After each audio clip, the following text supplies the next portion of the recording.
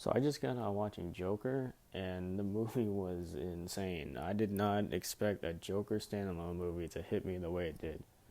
Going into this movie, I had no idea what to expect.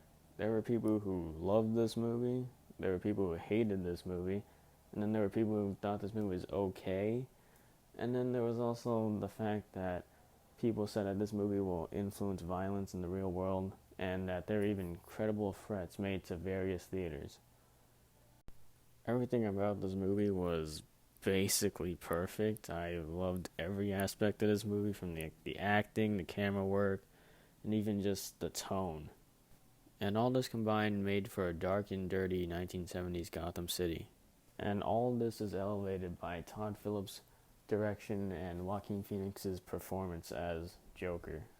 The way he plays Arthur Fleck really makes you sympathize with him, and with every passing scene, you just don't want him to slowly lose his insanity as the world around him starts to crumble. And that's pretty hard to do, considering that this is the Joker we're talking about, a guy who's a sociopath who kills people just for the fun of it sometimes.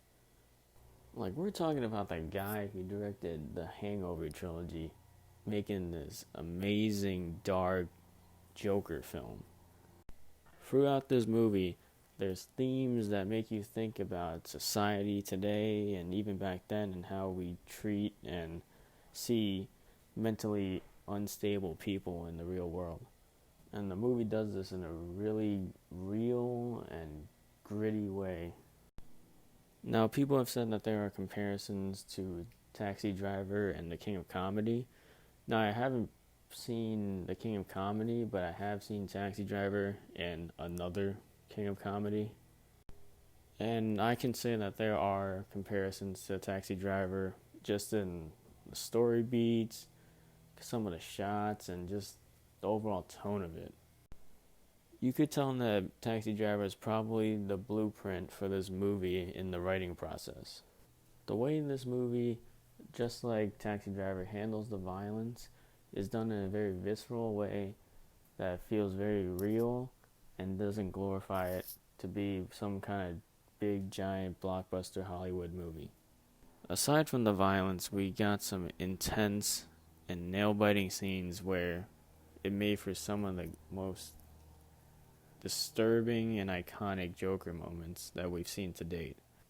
Like, there are some scenes when you're watching it and you're just like, yeah, that is the Joker that we know and love from the comics, video games, and various movies that we've seen him in. And these scenes wouldn't be what they are without the music. The music and the score create this creepy tone throughout the movie and really helps elevate it, while the soundtrack takes tracks from Frank Sinatra as well as other artists to establish this 1970s settings. Now, is there Batman stuff in this movie? The Batman stuff, while not overtaking the Joker stuff in this movie, is sometimes good and sometimes bad. Like, at times there are references where you're like, okay, I understand that, and then, oh, that's referencing this comic, while at times it's like, oh, in case you didn't get those, here, you must know this one, so here you go. But overall, it doesn't detract from the main story, as it's mostly like an afterthought and just like stuff that's thrown in for the fans. So overall, I love this movie. The last 30 minutes are some of the most intense moments that I've had in a movie theater this year. I almost want to say that this is my favorite movie in the year, but I'm not 100% sure yet because I've only seen it the one time. But I really do want to watch it again, as there are things that I probably missed and that I would pick up on a second, third, or fourth viewing of the movie. I don't have too many problems with this movie, just some of the Batman stuff, and there are a few scenes that could be a little slow, but I don't think this movie's for everyone. Like I said earlier, there are people who love this movie and there are people who hate this movie. I think you're just going to have to go in knowing what you're going to get, because this is not your typical comic book movie, as more dark and gritty than most.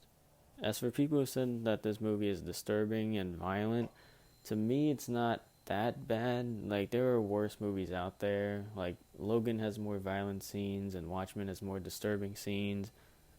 But personally, I love this movie, and I think I'm going to give it a 9.7 out of 10.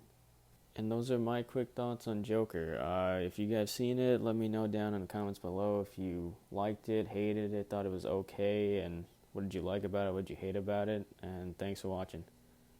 Oh, by the way, the next movie review I'm probably going to do is either Zombieland 2 Double Tap or Jay and Silent Bob Reboot, or both, depending on how life works out right now. So, yeah, I'll see you guys then.